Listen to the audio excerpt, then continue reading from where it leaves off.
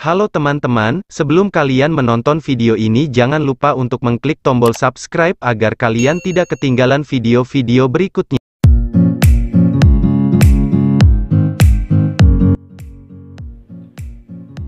Osteoporosis pada lansia. Definisi.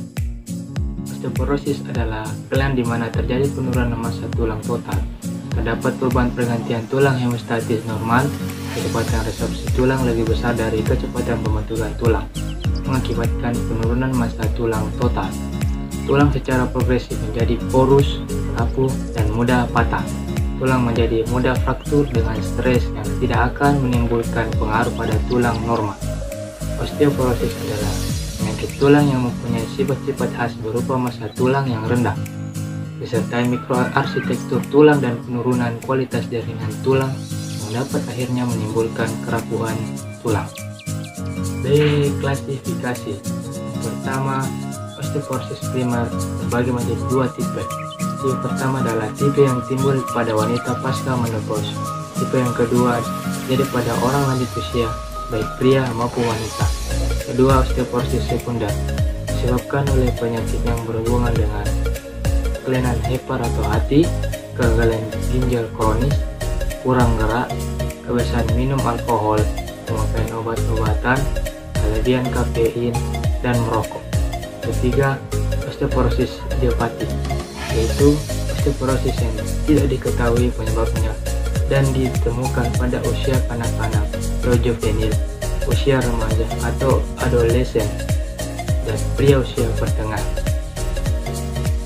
Etiologi.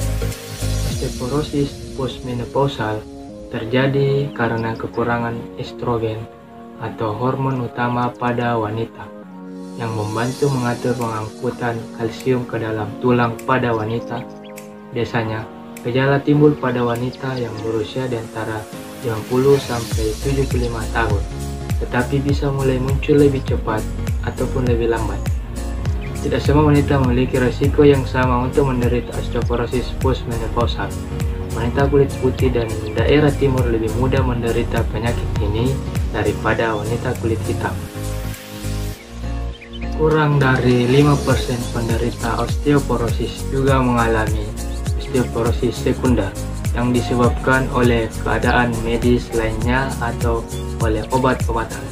Penyakit ini bisa disebabkan oleh gagal ginjal kronis dan kelainan hormonal, terutama tiroid, paratiroid, dan adrenal, dan obat-obatan misalnya kortikosteroid, barbiturat, anti kejang, dan hormon tiroid yang berlebihan. Pemakaian alkohol yang berlebihan dan merokok bisa memperburuk keadaan ini.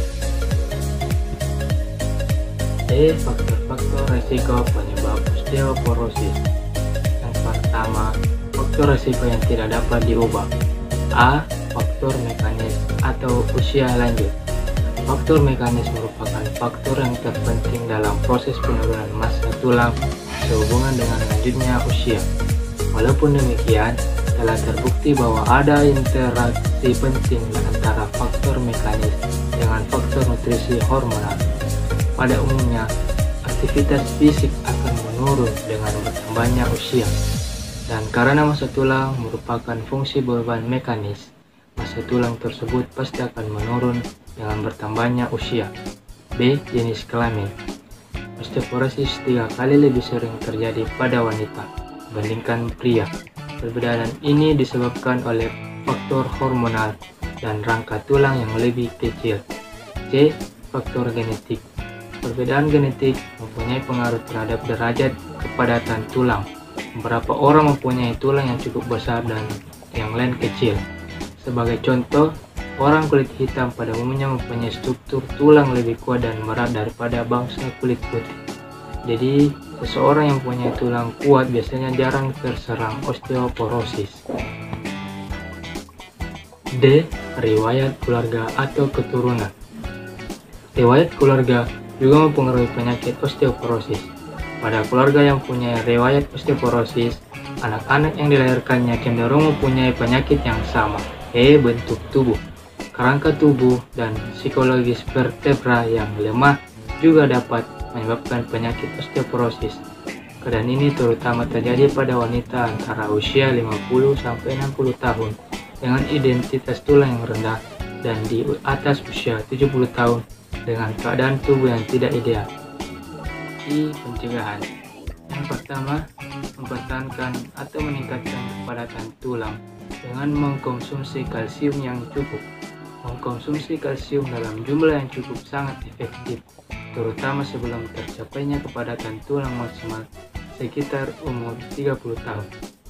Minum 2 gelas susu dan tambahan vitamin D setiap hari bisa meningkatkan kepadatan tulang pada wanita setengah baya yang sebelumnya tidak mendapatkan cukup kalsium. Sebaiknya semua wanita minum tablet kalsium setiap hari. Dosis harian yang dianjurkan adalah 1,5 gram kalsium. Kedua, melakukan olahraga dengan beban. Olahraga beban misalnya berjalan dan menaiki tangga akan meningkatkan kepadatan tulang. Berenang tidak meningkatkan kepadatan tulang. Yang ketiga, mengkonsumsi obat atau untuk beberapa orang yang tertentu.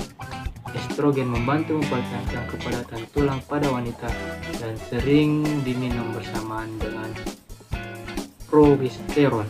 Terapi suli estrogen paling efektif dimulai dalam 4-6 tahun setelah menopause. Tapi jika baru dimulai lebih dari 6 tahun setelah menopause, masih bisa memperlambat kerapuhan tulang dan mengurangi resiko patah tulang. Hindari yang pertama makanan tinggi protein, yang kedua minuman alkohol, yang ketiga merokok, keempat minum kopi, yang kelima minum antisida yang banyak,